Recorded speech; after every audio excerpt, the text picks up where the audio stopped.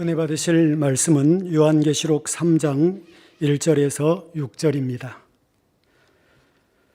사대 교회의 사자에게 편지하기를 하나님의 일곱 영과 일곱 별을 가진 이가 가라사대 내가 내 행위를 아노니 내가 살았다 하는 이름은 가졌으나 죽은 자로다. 너는 일깨워 그 남은 바 죽게 된 것을 굳게 하라. 내 하나님 앞에 내 행위에 온전한 것을 찾지 못하였노니 그러므로 내가 어떻게 받았으며 어떻게 들었는지 생각하고 지키어 회개하라. 만일 일깨지 아니하면 내가 도적같이 이르리니 어느 시에 내게 임할는지 내가 알지 못하리라. 그러나 사대에 그 옷을 더럽히지 아니한 자 몇 명이 내게 있어 흰옷을 입고 나와 함께 다니리니 그들은 합당한 자인 연고라. 이기는 자는 이와 같이 흰옷을 입을 것이요 내가 그 이름을 생명책에서 반드시 흐리지 아니하고 그 이름을 내 아버지 앞과 그 천사들 앞에서 시인하리라. 귀 있는 자는 성령이 교회들에게 하시는 말씀을 들을지어다. 아멘. 임마누엘 성가대 찬양과 니시 오케스트라 연주가 있겠습니다. 당장의 영상 설교 요한계시록 강의 22번째 사대교회 두 번째 일곱 영 두 번째 말씀을 들으시겠습니다. 사랑하는 성도 여러분, 전 세계 및 전국의 지교회 성도 여러분, 지성전 성도 여러분, 전 세계 인터넷을 통해 예배드리는 모든 성도 여러분, 시청자 여러분, 사대교회는 주님으로부터 내가 살았다 하는 이름은 가졌으나 죽은 자로다라는 말씀을 들었습니다. 겉으로 볼 때는 살아있는 것 같지만, 즉 교회에도 열심히 나오며 신앙생활하는 것처럼 보이지만 실상은 죽은 자와 다름없다는 뜻이지요. 바로 하나님께서는 사람의 중심을 보시기 때문에 아무리 겉으로는 그럴듯하게 보여도 속마음과 중심이 변하지 않고 교회에 왔다 갔다만 하는 신앙은 살아있는 신앙이라 할 수가 없습니다. 주님께서는 바로 일곱 영의 측정을 통해 각 사람의 신앙을 세세히 측정하심으로 한치 오차도 없는 정확한 판단을 내리실 수가 있는 것이지요.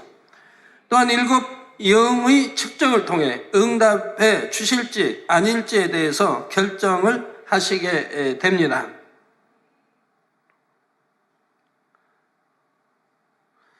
따라서 일곱 영이 측정하는 분야는 신앙의 전반적인 분야를 함축한 것으로서 여러분이 늘 자신을 점검하며 스스로를 돌아보아야 하는 분야들이지요. 오늘은 지난 시간에 이어 계속해서 일곱 영에 대해 말씀드리도록 하겠습니다. 그런데 여러분이 일곱 영이라고 하니까 영이 일곱이 있나 보다 생각하시면 안 됩니다. 일곱 영이라 하여 첫 번째 영, 두 번째 영, 일곱 번째 영, 이런 식으로 영이 일곱이 있다는 뜻이 아니지요. 일곱은 완전수로서 영이신 하나님의 완전성을 나타내는 것이며 일곱 영은 곧 하나님의 마음을 뜻합니다. 모든 것을 감찰함에 있어서 하나님의 마음으로 조금의 실수나 착오도 없이 정확하고 완벽하게 감찰한다는 의미에서 바로 일곱 영이라 말씀하는 것이지요. 그리고 이 일곱 영은 마치 응답의 저울과 같다 했습니다. 그래서 일곱 영은 응답의 가부를 결정하기 위해 크게 일곱 가지 분야를 측정합니다. 물론 일곱 영은 사람의 생각과 마음과 행함 등 모든 면을 다 측정하지만 그것을 크게 일곱 가지 분야로 나눌 수가 있지요. 그 일곱 가지 분야는 믿음, 기쁨, 기도, 감사, 계명지킴, 충성, 사랑인데 지난 시간에는 이 중에서 믿음과 기도에 대해 설명을 드렸고 오늘은 나머지 다섯 가지에 대해 말씀드리겠습니다. 셋째로 일곱 영은 이 기쁨을 측정합니다.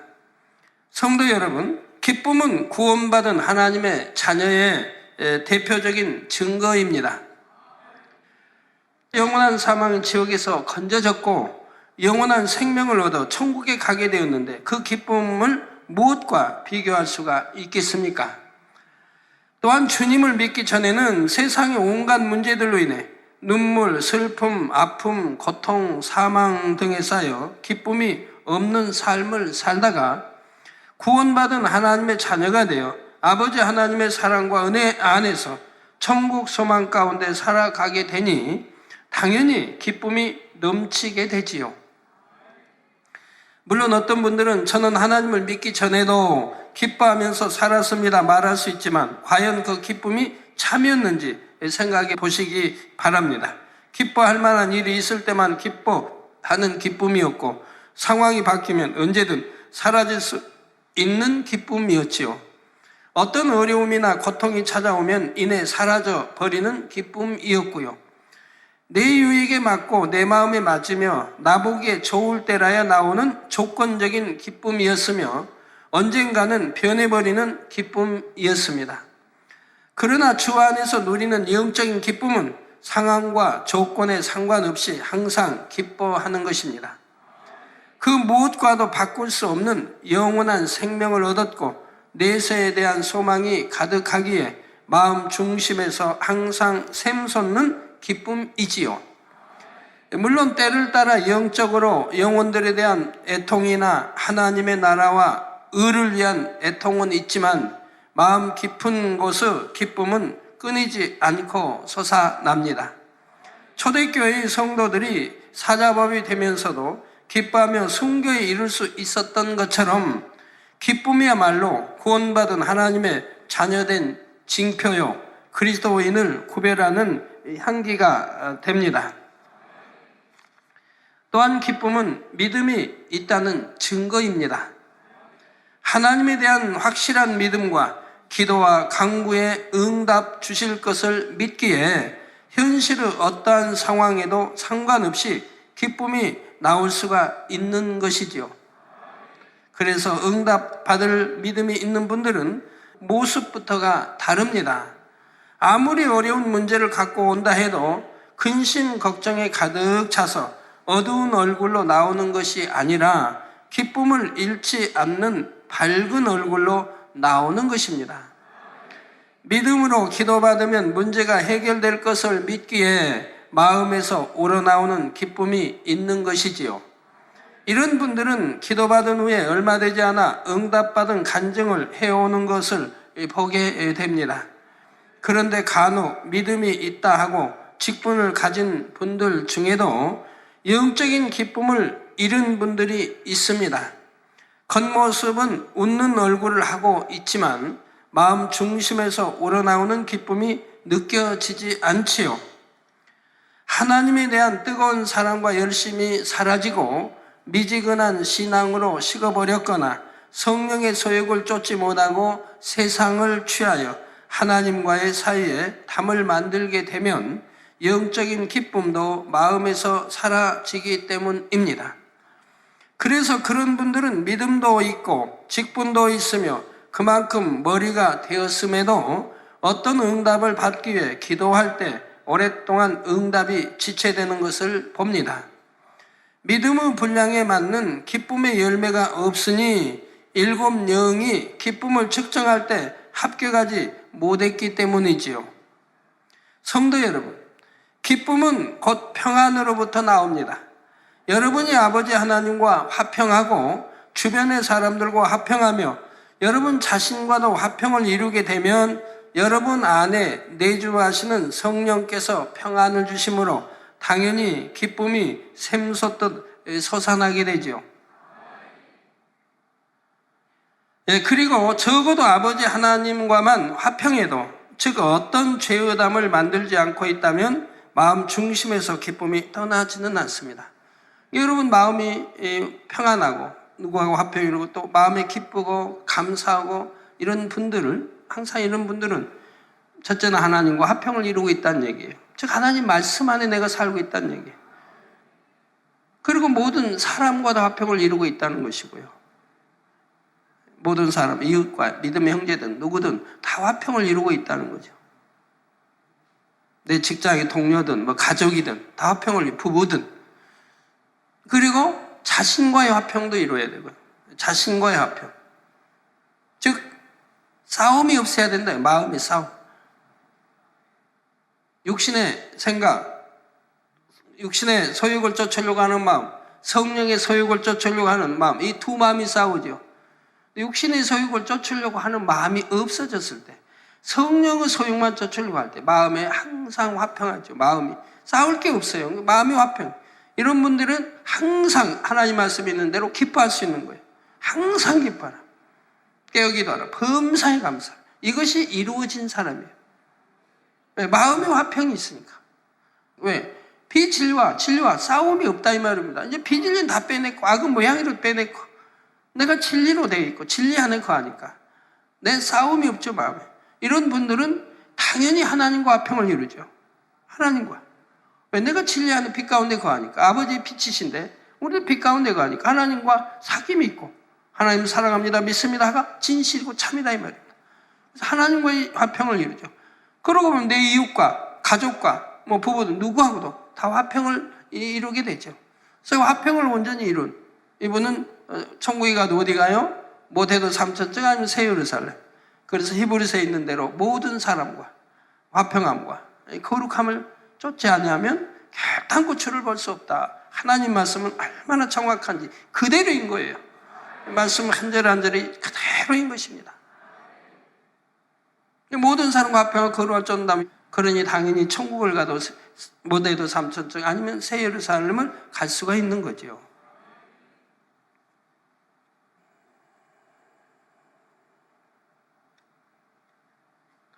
다시 한번 쭉 설명하겠습니다. 중요하기 때문에 여러분 꼭 기억해 주시기 바라요. 하나님에 대한 뜨거운 사랑과 열심히 사라지고 미지근한 신앙으로 식어버렸거나 성령의 소욕을 쫓지 못하고 세상을 취하여 하나님과의 사이에 담을 만들게 되면 영적인 기쁨도 마음에서 사라진다고 했습니다. 첫사랑을 잃어버리는 거죠. 첫사랑이 있을 때 얼마나 하나님 말씀 안에 살고 기도하고 뭐 모이기 힘쓰고 막 그러니까 내 안에도 화평, 모두하고도 화평, 하나님과 화평. 이때는 기쁨이 감사가 넘치지 않습니까? 그럴 때는 초신자랄지라도 기도하면 내가 기도하면 응답이 척척 온다는 이런 간증을 들을 수 있게 되는 거죠. 그래서 그런 분들은 믿음도 있고 직분도 있으며 그만큼 머리가 되었음에도 어떤 응답을 받기 위해 기도할 때 오랫동안 응답이 지체되는 것을 봅니다. 즉 영적인 기쁨 마음에서 다 사라졌기 때문에 화평을 쫓지 못하는 것이죠. 믿음의 분량에 맞는 기쁨의 열매가 없으니 일곱 영이 기쁨을 측정할 때 합격하지 못했기 때문이라 이 말입니다. 성도 여러분, 기쁨은 곧 평안으로부터 나옵니다. 여러분 마음이 평안하지 못한데 기쁨이 있을 수 있습니까? 마음이 평안할 때 기쁨이 나오죠.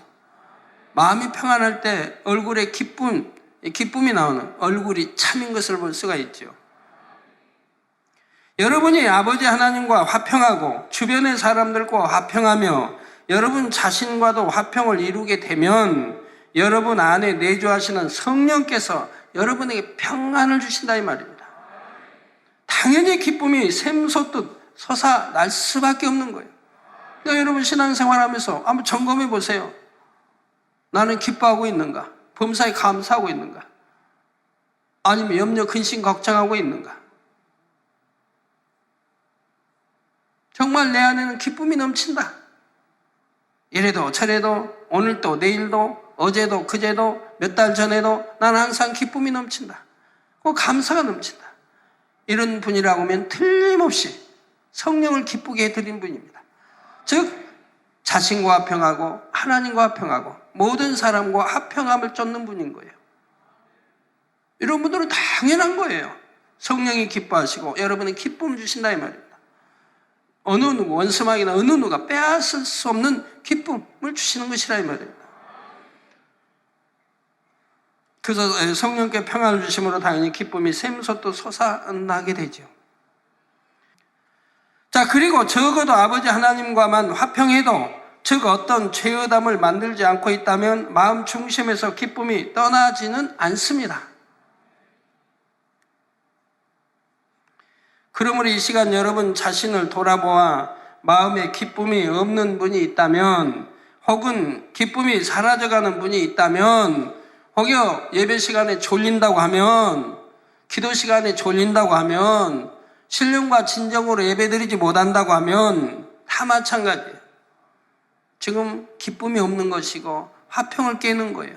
하나님과의 내 마음 안에서 또는 성령을 기쁘게 할 수 없는, 그러니까 지금 비진리를 쫓고 있고 세상을 사랑하고 있다는 거예요. 세상을 쫓고 있다는 것이죠. 원수마귀가 좋아하는 것들을 하고 있다는 얘기예요. 그러니까 기쁨이 사라질 수밖에 없는 것이고. 그래서 여러분이 자신이 점검해 볼 수 있다 이 말입니다. 나는 예전에 참 기뻐했는데 왜 지금은 기쁨이 없는가? 왜 기쁨이 점점 식어지는가?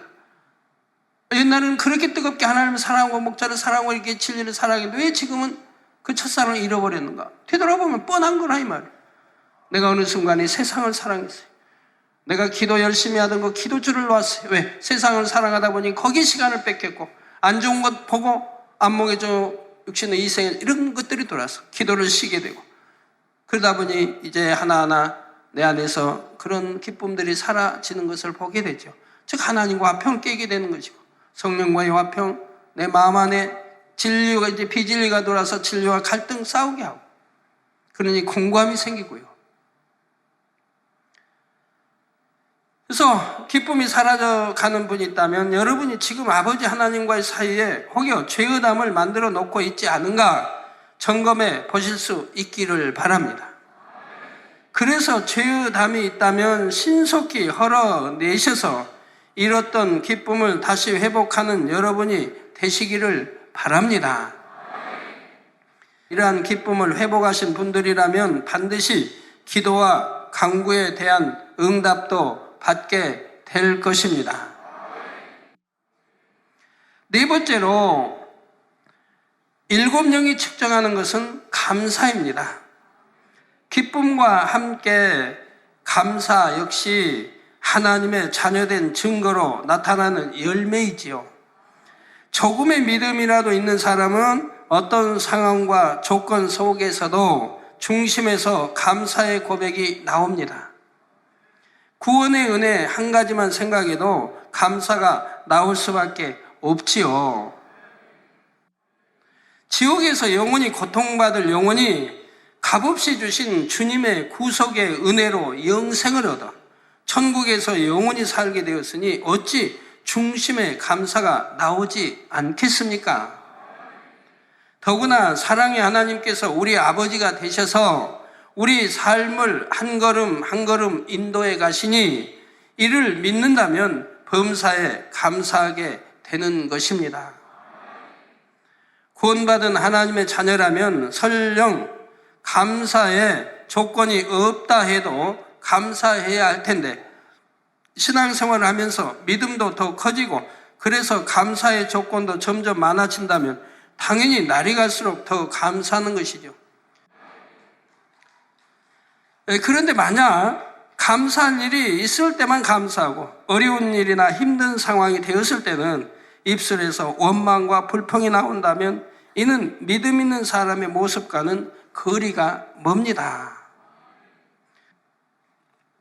당장 눈앞에는 어려움이 있다 해도 오직 하나님을 믿음으로 감사의 기도를 드릴 때 그 감사의 기도를 들으신 하나님께서는 모든 것에 합력하여 선을 이루어 주셔서 결국은 좋은 열매로 거두게 하시지요. 저는 주님을 영접한 이후로 한 번도 마음에 감사가 사라져 본 적이 없습니다. 육적인 환경만을 볼 때는 여전히 가난하고 힘든 삶을 살 때도, 또한 교회를 개척하여 지금에 이르기까지 사람으로서는 견디기 어려운 여러 가지 연단을 통과해 올 때도 오히려 감사의 마음은 날마다 더해 갔지요. 이렇게 감사의 마음을 향으로 올려드릴 때 하나님께서도 기뻐하셔서 제가 기도하는 것마다 신속하게 응답해 주셨습니다. 그러므로 여러분은 빌립보서 4장 6절에 아무것도 염려하지 말고 오직 모든 일에 기도와 간구로 너희 구할 것을 감사함으로 하나님께 아뢰라 하신 말씀에 의지하여 항상 감사의 삶을 사시기 바랍니다. 아무것도 염려하지 말고, 여러분 기도한다고 하면서 염려하고 응답이 될까? 이러면 하나님은 주시지 않는다. 성경에 있어요, 없어요? 있죠? 어디에? 창세기에 있나요? 출애굽기에 있나요? 계시록에 있나요? 많지요. 구약 신약에 많지요. 더군다나 야고보서에는 너무 정확하게 말씀하죠. 의심하고 기도하는 것. 응답 받을 줄 생각지도 말라고 하시지 않습니까? 그러니까 아무것도 염려하지 말라요. 기도하는 거. 응답 받았다고 믿고 간구하라고 있지 않습니까? 내가 기도한 거 응답 받았다 이미. 완료. 받았다. 그렇게 믿고 구하라는 거예요. 간구하라는 거예요. 그럼 하나님 주신다고 했다 이 말이에요. 믿음의 기도니까 응답 받는다 이 말이에요. 그래서 아무것도 염려하지 말고 오직 모든 일에 기도와 간구로 너희 구할 것을 감사함으로, 구할 것을 감사함으로 하나님께 하리라. 하나님께 하리라. 그러면 하나님이 듣고만 계신다? 그런 뜻이 아니잖아요. 응답해 주신다는 뜻이죠. 문제 해결해 주신다는 뜻이죠. 환경과 조건에 상관없이 범사에 감사함으로 먼저 하나님을 기쁘시게 하는 사람이야말로 감사의 조건을 끌어내릴 줄 아는 지혜롭고 복된 사람이라는 사실입니다. 여러분 이런 설교를 이렇게 들으시면서 정말 이렇게 설교 말씀 그대로 내가 믿고 행해왔는가? 그렇게 내가 신앙생활을 하고 있는가? 그러면서도 내가 응답 받지 못하고 있는가? 그럴 리는 절대 없습니다. 절대로 그럴 리가 없어요. 하나님 말씀은 절대적으로 참이기 때문에 여러분들이 정령이 하나님 기뻐하시는 이런 신앙생활 한다면 응답 못 받을 리가 없다 이 말입니다. 여러분 분명히 영혼이 잘 되는 만큼 축복이 가는 건 체험해본 분들 다 알아요. 영혼이 잘 된 만큼. 아이고 나는 그렇게 충성하고 이렇게 기도해도 왜 이렇게 응답이 없죠? 왜 물질의 축복을 못 받죠? 왜 못 받아요? 못 받을 리가 없어요. 왜 못 받습니까? 이유가 있죠. 충성하고 열심히 한다고 하지만 여전히 비진리, 죄 가운데 살기 때문에 그러죠. 하나님이 싫어하시는 것들을 하고 하지 말라는 거 하고 하라는 건 안 하고 지키라는 건 잘 안 지키고 버리라는 거 버리지 않고 그렇게 불순종하면서 내가 충성한다, 기도한다, 그리고 응답이 없다. 말이 됩니까? 누가 약속을 안 지키는 겁니까? 사람 편에서 안 지키는 거죠. 하나님이 안 지키는 게 아니라 이 말입니다. 하나님은 절대적으로 지켜주신다 이 말입니다. 다섯째로 일곱 영은 계명, 곧 십계명을 측정합니다.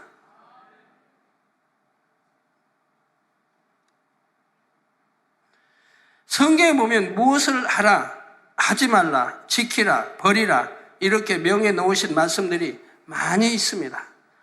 그 중에서도 십계명은 성경의 모든 계명들을 함축하고 있지요. 바로 이 십계명을 우리가 지키고 있는지 일곱 영의 측정에 합격점을 받을 때 응답도 신속하게 주어지는 것입니다. 하나님의 자녀라면서 말씀대로 살지도 않고 세상 사람과 다를 바 없이 범죄하면서 하나님의 뜻과 반대되게 행하는 사람에게 하나님께서 응답해 주실 수는 없는 것이지요. 그런데 계명을 지킨다는 것은 우리가 하나님을 사랑한다는 증거입니다. 요한일서 5장 3절에 하나님을 사랑하는 것은 이것이니 우리가 그의 계명들을 지키는 것이라. 그의 계명들은 무거운 것이 아니로다. 계명들이 무거운 게 아니에요. 왜? 하나님을 사랑하면 무거운 게 아니에요. 육으로도 정말 사랑하는 사람들끼리는 상대가 원하는 것은 다 들어주고 싶어 하죠.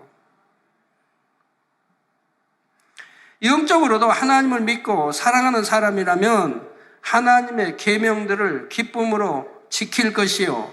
그 중에서도 가장 대표적인 십계명을 항상 마음에 두고 지켜나갈 것입니다. 그런데 중요한 것은 이러한 계명들을 똑같이 지킨다 해도 과연 어떠한 마음으로 지키느냐 하는 점이지요. 물론 초신자나 새신자는 계명을 지키는 자체를 믿음으로 인정해 주시지만 만약 신앙생활도 오래 하고 믿음도 있다는 사람이 억지로 힘들어하면서 어쩔 수 없이 계명을 지킨다거나 사람들의 눈치를 봐서 지킨다면 이는 참된 사랑도 아니고 참으로 계명을 지키는 것도 아닙니다. 그의 계명들은 무거운 것이 아니로다 하신 대로 하나님을 사랑하면 그의 계명들을 지키되 결코 무겁거나 부담스러운 마음을 가지고 억지로 지키는 것이 아니라는 사실입니다. 기쁘고 가벼운 마음으로 즐겨 행하는 것이 참입니다. 고린도후서 9장 7절에도 보면 예물을 드림에 있어서도 각각 그 마음에 정한 대로 할 것이요 인색함으로나 억지로 하지 말지니 하나님은 즐겨내는 자를 사랑하시느니라 했습니다. 누구를 사랑한다고요? 인색함으로나 억지로 하지 말라는 것이고 하나님은 즐겨내는 자를 사랑하신다고 했습니다. 또 마음에 정했으면 반드시 지키라는 것이고요. 하나님 앞에 아무리 많은 예물을 드린다 해도 만약 아까워하는 마음이나 어쩔 수 없이 드리는 마음이 조금이라도 있다면 어찌 그것이 하나님께서 받으시는 향기로운 제물이 될 수 있겠는지요? 구약에 이렇게 제사를 드릴 때도 하나님이 흠양하셨더라고 하죠. 그 흠양이 항상 나오는 게 아닙니다. 정말 의인의 간구와 제사, 의인의 제사, 아브라함의 제사, 노아의 제사, 의인들이 드린 제사, 하나님이 흠양하셨더라고 나오는 거 봐요. 왜? 그 마음을, 향을 맡으신다 이 말입니다. 얼만큼 사랑하는 마음으로 정성껏 아까워하지 않고 소를 잡고 향을 잡고 제사를 드리는가, 그 마음을 보신다 이 말입니다. 그 마음을 흠양하신다 이 말입니다. 데살로니가전서 2장 8절에 우리가 이같이 너희를 사모하여 하나님의 복음으로만 아니라 우리 목숨까지 너희에게 주기를 즐겨함은 너희가 우리의 사랑하는 자 대민이라는 말씀처럼 사랑하는 사람을 위해서는 목숨까지도 주는 것을 즐겨하게 됩니다. 하물며 우리의 아버지 하나님을 사랑하여 그의 계명들을 지키는 데 있어서 어찌 즐겨하지 않을 수가 있겠습니까? 그러므로 여러분은 하나님을 진정 사랑하여 하나님의 말씀과 계명들을 지켜나가되 반드시 즐겨 행할 수 있기를 주님의 이름으로 부탁드립니다. 그리고 이렇게 계명을 지킬 때 하나님을 신뢰하고 사랑하는 자녀라는 증거가 되어 7명의 측정을 통해 신속하게 응답받을 수가 있는 것입니다. 여섯째로 7명은 충성을 측정합니다. 주의 종은 주의 종으로서의, 장로는 장로로서, 권사는 권사로서, 집사는 집사로서 얼마나 그 직분에 합당하게 충성하는지를 측정하지요. 또한 기관장으로서, 구역장으로서, 이외의 모든 사명자로서 맡은 바 사명을 얼마나 소중히 여기며 충성해 나가는지를 측정하게 됩니다. 그런데 꼭 하나님의 일에만 충성한다고 해서 그것을 온전한 충성이라 하지는 않지요. 교회에서 받은 사명뿐만 아니라 가정에서의 충성, 일터에서 충성을 포함하여 온 집에 충성하는 것이 온전한 충성입니다. 남편으로서, 아내로서, 자녀로서, 부모로서 이처럼 각자 주어진 모든 위치에서 진리로 충성해 나가야 하는 것이지요. 물론 주의 일과 세상 일 중에 하나만 택해야 할 때 믿음이 있다면 당연히 주의 일을 택하겠지만 그렇다 하여 세상 일은 소홀히 해도 된다는 의미는 아닙니다. 궁극적으로는 어느 한편에 치우치지 않고 이것도 저것도 모두 하나님의 영광을 위하여 진리 안에서 합당하게 충성해 나가야 합니다. 때때로 기도받으러 오는 분들 중에 보면 신앙의 연수가 오래되고 직분 있는 일꾼인데도 사업터에 큰 문제가 생기거나 중한 질병이 생긴 경우가 있습니다. 그런데 이분들이 고백하기를 예전에는 뜨겁게 사명 감당하며 충성했는데 어느 순간부터 사명을 놓아버렸다는 것입니다.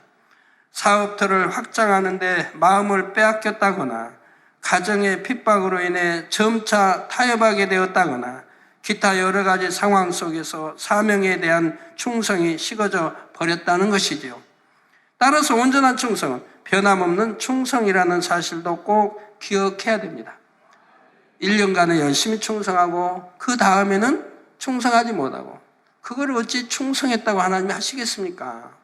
충신은 영원히 충신이지 임금 섬길 때만 충신이고 임금이 너 그만두고 이제 그냥 나가 오늘날 말로 사표 쓰고 나가 그러면 충성이 뭐 식었다. 그게 무슨 충신이라고 하겠습니까? 정말 변하지 않는 충성이 참 충성이죠. 근데 여러분 기관장 할 때는 열심히 기관 돌아보고 회장 할 때는 열심히 구역장, 지역장 할 때는 열심히 돌아보다가 기관장에 뚝 떨어져 버리면 그때는 기관장 됐을 때보다 충성합니까? 영원 사랑함이 기관장이 됐을 때 영원 사랑함 같이 사랑합니까? 대부분이 아닌 걸 보게 돼요. 아닌 걸. 충만할 때만 열심히 충성하고 충만함이 떨어지면 충성하지 않는다거나 처음의 열심과 뜨거움이 점차 식어져 간다면 이런 사람은 7명이 측정하는 충성의 분야에서 합격을 받을 수가 없지요. 그런데 충성 분야에 있어서 무엇보다도 중요한 것은 바로 영적인 충성을 해야 한다는 것입니다. 겉으로 보여지는 행위로만이 아니라 반드시 마음의 할례를 함께 나가는 영적인 충성이 되어야 한다는 말이지요. 믿음이 더 커지고 신앙의 연륜이 더 많아질수록 당연히 처음 행위보다 나중 행위가 많아야 하겠지만 아버지 하나님께서는 충성의 행위만을 원하시는 것이 아닙니다. 정녕 아버지 하나님을 닮은 성결되고 거룩한 자녀들이 중심에서 우러나오는 마음을 담아드리는 영적인 충성을 원하신다는 사실입니다. 만약 행위적인 충성만을 원하셨다면 하나님 곁에는 얼마든지 충성할 수 있는 수많은 천군과 천사들이 있지 않습니까? 예를 들어 값을 주고 고용한 사람에게 섬김받는 것과 여러분이 낳은 자녀가 여러분을 진정 사랑하여 중심에서 우러나오는 마음으로 섬겨주는 것과는 전혀 느낌이 다르지 않겠는지요? 이런 것처럼 여러분도 하나님 앞에 온전한 충성이 되기 위해서는 여러분의 마음이 주님의 마음을 닮아가면서 아버지 하나님을 중심에서 사랑하는 마음으로 생명을 드리기까지 충성해야 하는 것입니다. 제가 그 개척에서 성도들 관리를 어떻게 한 줄 아십니까? 우리 함께 한 분들이 많으니까 우리 장로님도 오고 개척 때부터 저를 지켜보고 함께 한 분들이 많으니까 아는 일이죠. 저는 개척에서 양떼별 있지도 않을 때 우리 가족과 다 포함해 13명인데 개척에서부터 첫날부터 해서 철야했습니다. 그리고 학교 가고요. 학교 갔다 오면 또 환자들 돌보고요. 그리고 철야하고 혹시 철야하지 않는다 해도 철야하고 나서 또 새벽기도 인도합니다. 새벽기도 인도할 사람이 없으니까 그때는 제가 해야죠. 철야하고 나서 12시부터 4시까지 철야하고 그 이내 또 새벽기도 들어가야 돼요. 그 잠 조금 붙이고 학교 가야 되고요. 그때는 단일 철야가 이제 없었죠. 그래서 새벽기도 한 번도 빠져본 일이 없어요. 피곤하다고 힘들다고 아이고 몸살 감기가 왔다고 쉬고 그래 본 적이 없어요. 한 번도 새벽기도 빠져본 일이 없고 한 번도 새벽기도 내가 인도하지 보다 좀 몸이 불편하니 다른 사람이 해달라고 해본 일도 없어요. 금요철야도 마찬가지고요. 그렇게 기도하면서 또 영혼 하나하나를 얼마나 지극정성으로 섬겼는지요.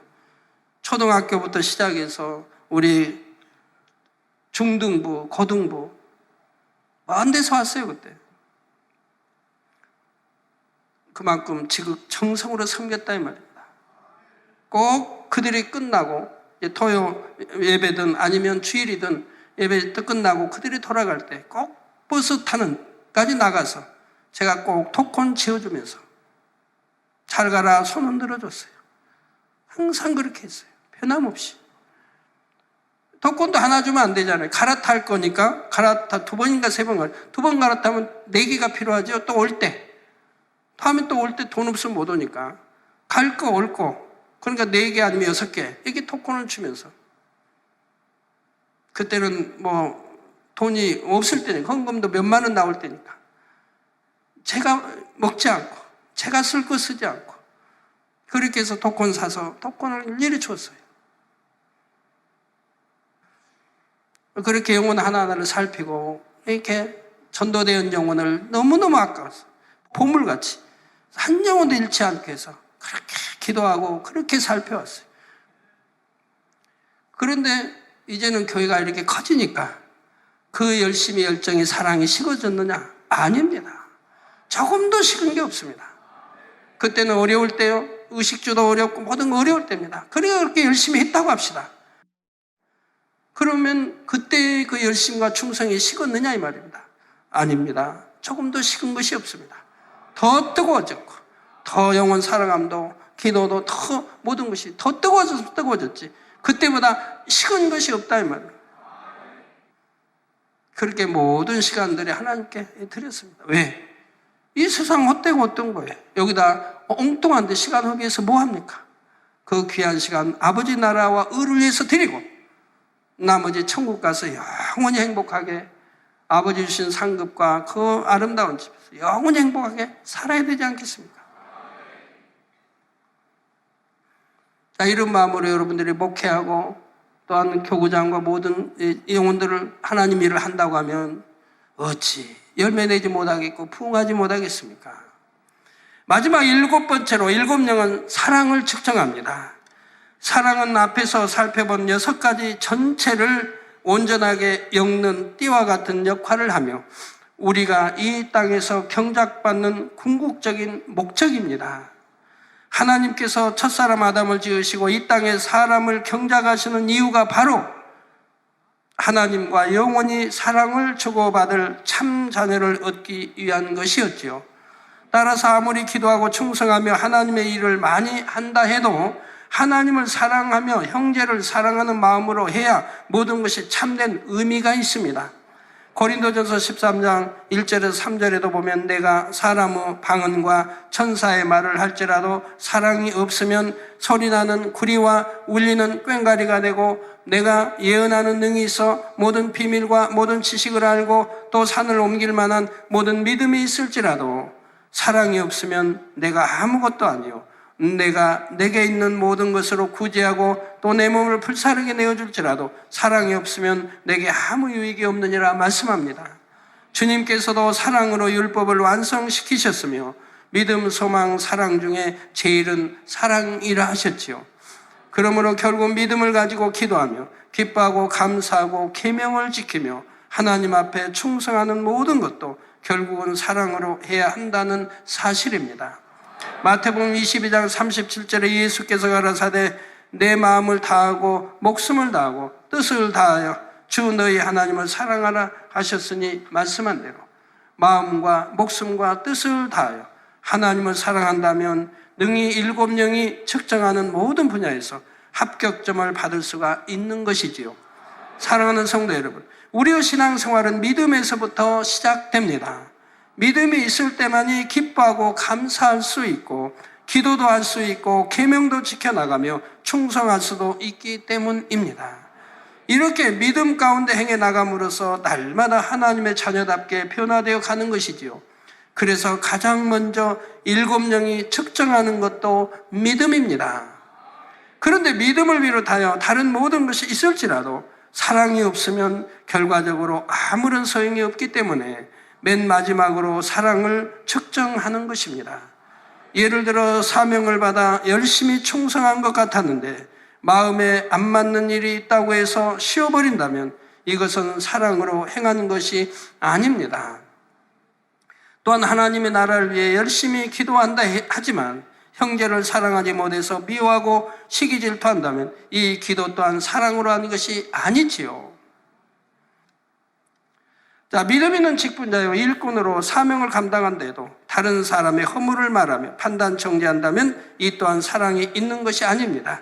그러므로 우리가 사랑을 이룰 때라야 모든 것을 온전히 이루었다고 할 수 있고 하나님의 마음을 닮아 기쁘시게 함으로 신속하게 응답받을 수가 있다는 사실입니다. 사랑하는 성도 여러분, 7영을 어떤 전자제품에 비유를 할 때 7영이 측정하는 각각의 분야는 전자제품의 부품에 해당합니다. 만약 부품 중에 하나라도 빠지면 스위치를 켜도 작동을 하지 않는 것처럼 7영이 측정하는 분야들 중에 어느 한 가지라도 부족하게 되면 응답이 주어질 수가 없지요. 그렇다면 여러분의 7영의 말씀을 통해 자신의 신앙이 점검되셨습니까? 어떤 사람은 초신자인데도 나는 기도하는 대로 척척 응답받는다고 간증하는 경우가 있습니다. 반면에 일꾼이고 가르치는 입장에 있는 사람이라 해도 응답이 더딘 경우가 있지요. 초신자보다 믿음이 적은 것도 아니고 충성도 기도도 더 많이 하는데도 막상 응답이 더딘 것입니다. 이는 하나님께서 각자의 믿음의 분량에 따라 7영의 측정을 달리 하시기 때문입니다. 초신자가 첫사랑이 뜨겁고 성령이 충만함으로 자기 믿음의 분량보다 더 열심히 기도하고 충성하며 기쁨과 감사가 충만해서 달려갈 때는 7영이 측정하는 기준을 쉽게 충족시킬 수 있지요. 자신의 믿음의 단계에서 할 수 있는 것 이상으로 행하고 있기 때문에 기도하는 대로 쉽게 응답받을 수 있는 것입니다. 비유를 들어서 6살쯤 된 어린아이가 어머니를 도와드리고 싶어서 집안을 청소한다거나 설거지를 해놓는다면 부모님이 얼마나 기특하게 여기겠는지요. 그리고 사랑해요 하고 재롱을 부리며 안겨오면 부모님이 얼마나 기뻐하시겠습니까? 비록 어른이 한 것처럼 깨끗하게 청소하지는 못했다 해도 그 마음과 행함이 너무나 기특하므로 부모님 편에서도 아이가 기뻐할 만한 것을 해주려고 할 것입니다.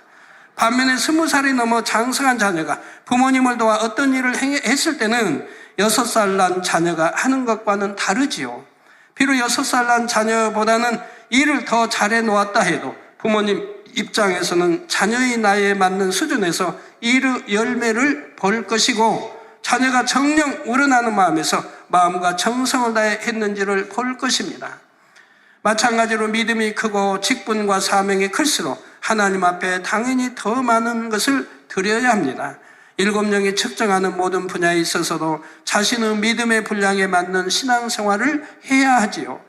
그렇게 할 때는 믿음의 분량이 큰 만큼 하나님의 역사들도 더 크게 체험하여 영광을 돌릴 수가 있는 것이고요. 그런데 똑같은 믿음의 분량에서도 어떤 문제를 놓고 기도하느냐에 따라서도 응답받기 위한 기준이 달라진다 했습니다. 예를 들어 큰 문제를 놓고 기도할 때는 그만큼 큰 믿음과 함께 높은 기준을 통과해야 하지요. 그러니 평소보다 더 큰 믿음을 내보여야 하고 기쁨과 감사와 기도 등의 분야에 있어서도 평소보다 더 승해져야 하는 것입니다. 바로 이러한 사실들을 깨달아서 여러분이 간구하고 기도하는 것에 응답받으려면 어떻게 해야 하는지 스스로 해답을 찾아보시기 바랍니다. 7영이 측정하는 분야에서 부족한 것이 있다면 신속히 그것을 채워서 7영의 측정에 합격할 수 있는 여러분 모두가 되시기를 바랍니다. 그리고 날마다도 온전한 기준에 이르심으로 이제는 마음에 품기만 해도 응답받는 축복된 단계까지 이르는 성도님들이 계속해서 나오시기를 주님의 이름으로 축원합니다.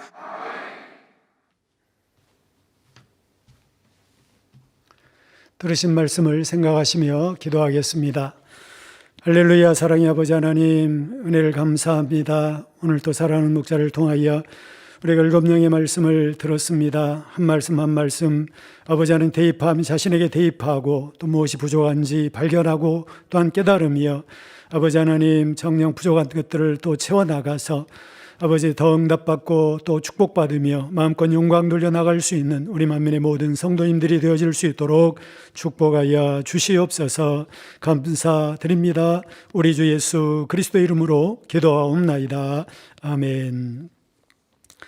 영상을 통하여 당장의 환자를 위한 기도를 받으시겠습니다. 아픈 곳이나 연약한 곳 위에 손을 얹고 기도 받으시고 아프지 않은 분들은 가슴에 손을 얹고 마음의 소원을 위해 믿음으로 기도 받으시기 바랍니다. 할렐루야. 전능하신 사랑의 아버지 하나님, 이 시간 기도 받는 모든 성도님들 위해 안수하여 주옵소서. GCN과 인터넷과 화상을 통해 기도 받는 지교회와 지성전 그리고 전 세계 하나님의 자녀들 위에도 시공간을 초월하여 역사하여 주시기를 원합니다.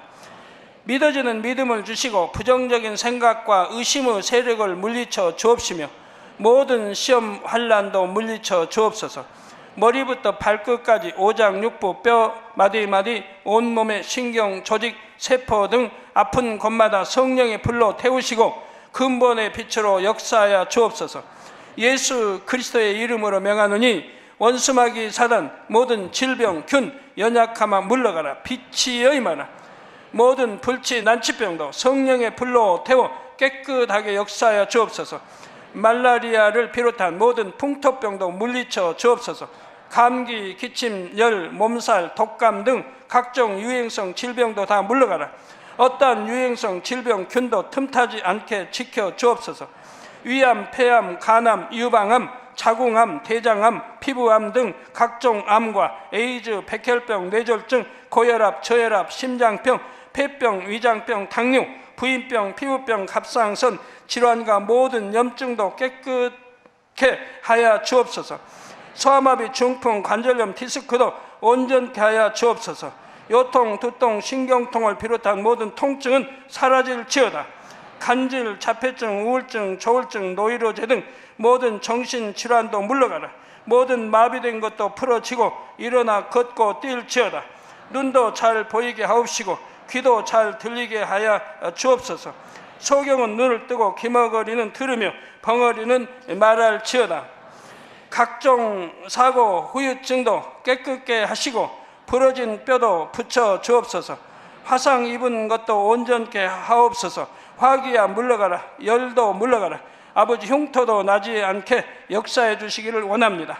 마약을 비롯하여 각종 약물과 독극물 중독도 깨끗함을 입을지어다. 죽은 신경과 세포가 살아나며 죽은 자도 살아나게 하여 주옵소서.